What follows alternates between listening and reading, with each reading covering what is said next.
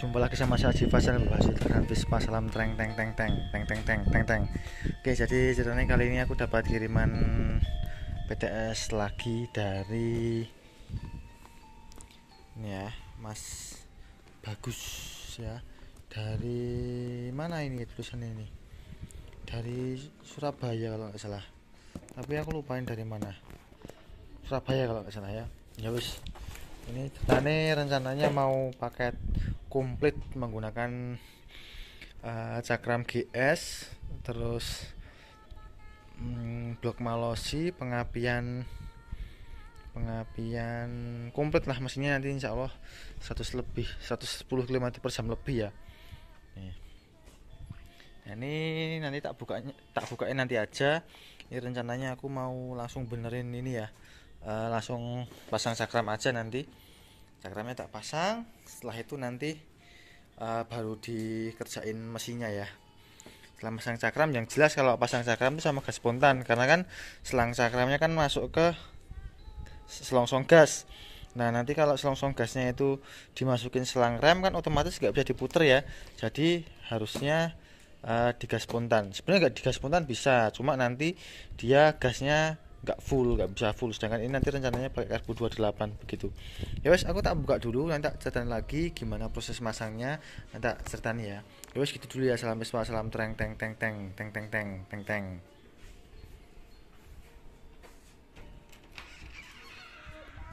1 2 3 1 2 3 4 5 cekrik. Meleh, ganti gaya. Cekrik. 1 2 3 cekrik. Pun, ganti gaya. Ya, 1 2 3. No melet, moh. Kayak heli, ngeten. Fotonya buat nang salah melet, malah melayu.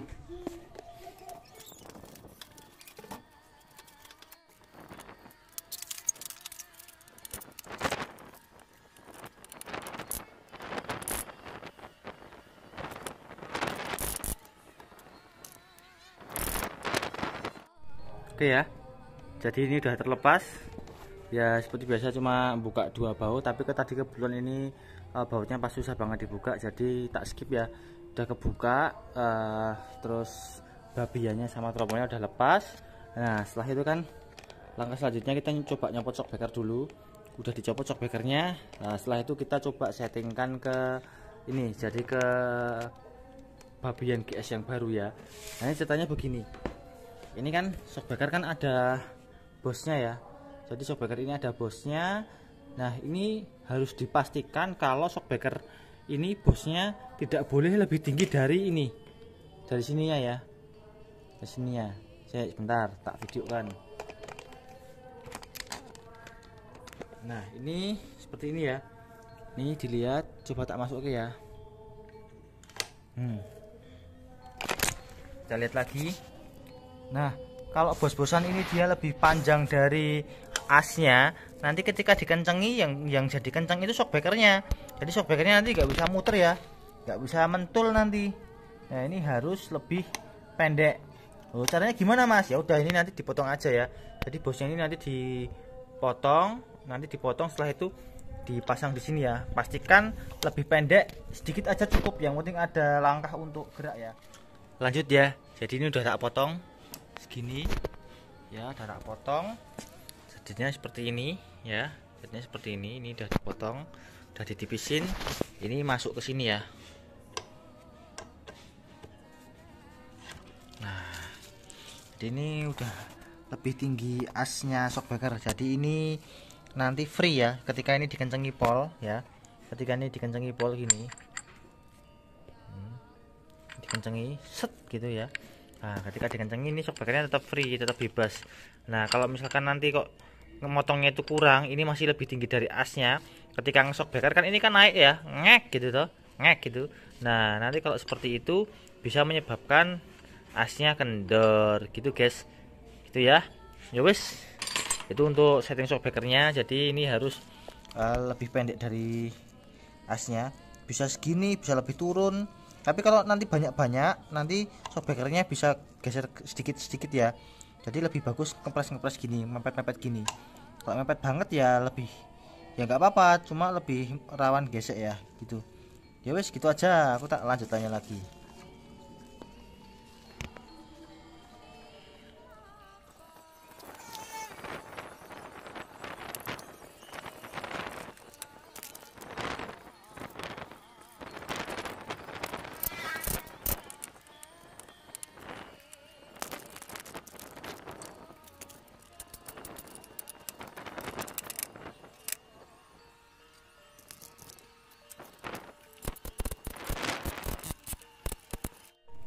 Setelah berhasil kepasang, sekarang saatnya memasukkan selang rem dari bawah masuk lewat forek sampai atas, ini masuk lewat forek, nanti baru masuk ke pipa gas ya.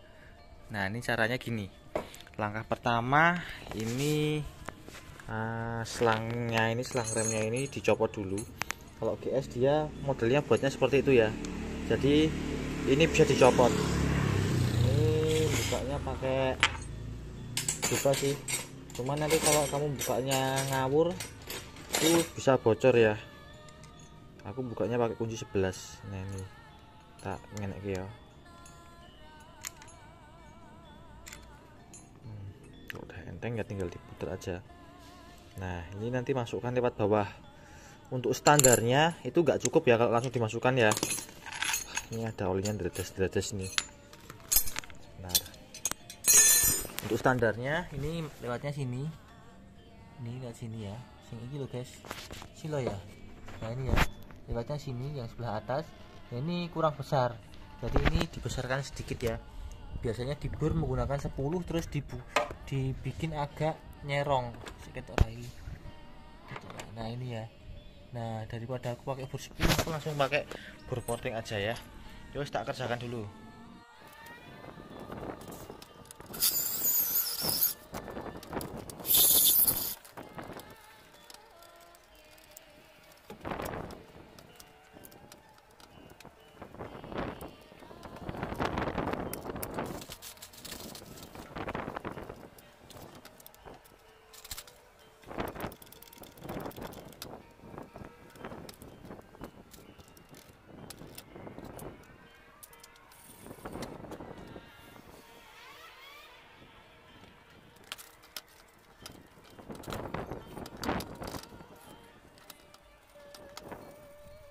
Aku lanjut ya.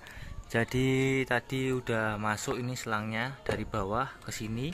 Rencananya ini nanti tak masuk ke sebelah sini ya. Nah kalau dimasukkan tadi ya gasnya nggak bisa full. Nah ini tak rubah menjadi gas spontan.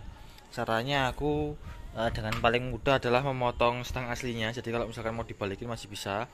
Stang aslinya tak potong, terus tak sambung pakai pipa diameter 22 yang khusus buat cepangan. Ya, gas spontannya seperti ini. Nah ini biar pipanya itu bisa bisa diem, kan ini harus diem ya kalau gas spontan ya, harus diem. Nah ini aku baut cacing menggunakan baut 3 mili di sini ya. Jadi aku bor 3 mili, terus aku baut cacing di sini.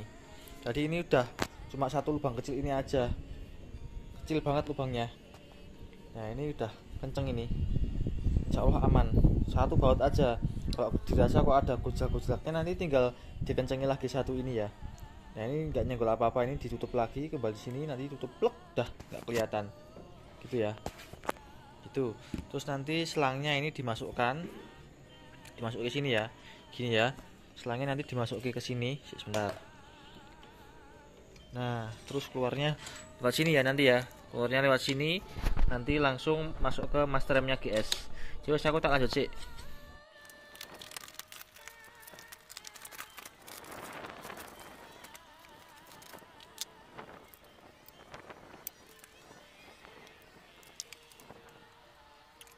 Episode 2 ya. Kemarin udah buat video masang cakram GS, terus ini kabelnya udah sampai luar, terus kabelnya spontan udah diganti. Wah ini tinggal masang-masang lain-lainnya.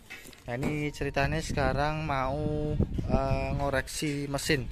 Jadi ini udah dibongkar ya, mesinnya ini udah terbongkar, udah dibungkus-bungkus ya, mulai dari gigi tiga, terus buring aslinya, ini kopling sama rumah koplingnya, ini sepulnya kepunyaanku ya, tapi belum sempat dipakai ini. Nah ini sertanya udah dibongkar. Ini rencana nanti nanti pakai Malossi MK4 menggunakan manifold direct ya,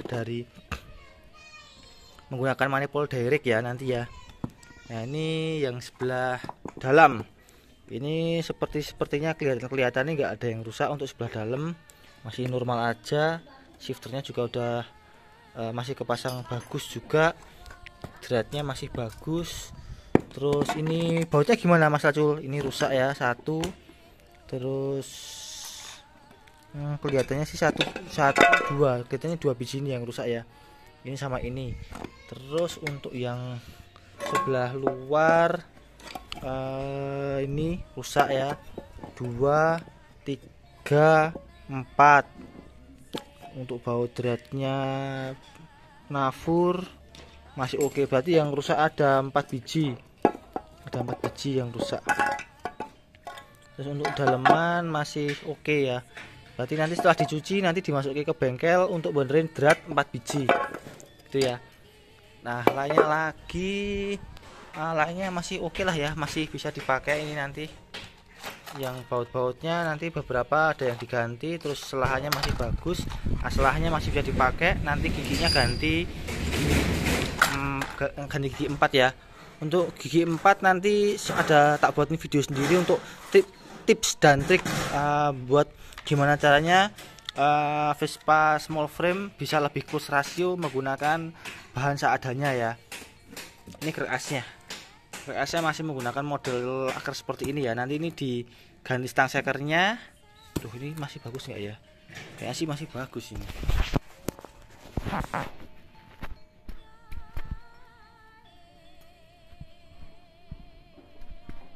Masih bagus ini stang sekernya. Soalnya PTS itu kan kerjanya kan ringan ya, jadi jarang banget stang sekernya rusak kecuali udah kebangetan ya. Jadi ini nggak perlu diganti stang sekernya nanti. Ini tinggal di center sama di las tantum aja nanti, gitu ya. Yes, gitu. Untuk lainnya lagi untuk gubangan, ini masih menggunakan model seperti ini ya. Oke. Tutup burung, tutup kipas, oke. Tromo udah oke. Ya untuk review singkatnya gitu. Nanti setelah dicuci nanti tak videoin lagi mana-mana yang ditandani mau dibenerin ya, lagi dicuci sama Mas Lacul di sana. Ya wis ngono sih, aku tak lanjut nanti tak ceritain lagi ya. Jadi dulu ya, salam treng teng teng teng teng teng teng teng teng.